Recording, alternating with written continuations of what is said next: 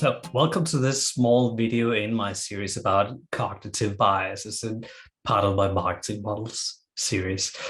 In this small video, I'll be talking about the confirmation bias, one of the biases which has been most in the media in the recent years, partly because it's one of the ones which are easiest to understand, but also one of the ones which has the biggest effect.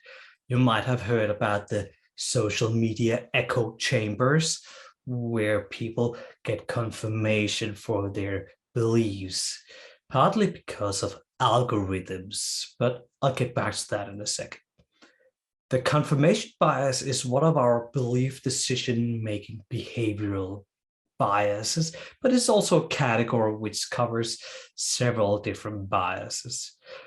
In essence, the confirmation bias is the effect of us paying attention to, looking up, or finding information, data, etc., which are confirming what we already believe or what we want to believe. It's one of the biases that we cannot entirely get out of because, well, we see things in the way that we do see things, but by being aware of this confirmation bias and actively searching out information which goes in one direction or another, well, it is possible for us to counter it to some extent.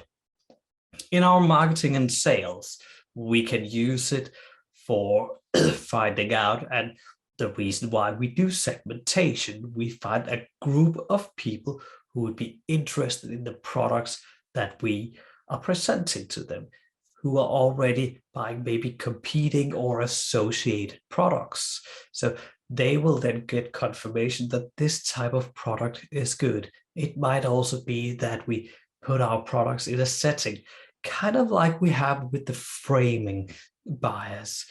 Confirmation bias here confirms that it is good. It's also why when we have had a good customer, we want them to write a positive review about us, because that enforces their belief and the confirmation that they did a good deal.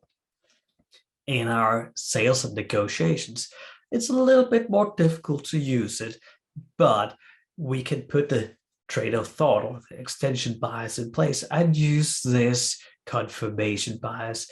So when they get out, they look for information which will confirm our arguments or disaffirm them, because, well, what we're looking at is a confirmation of the positive things in our presentations.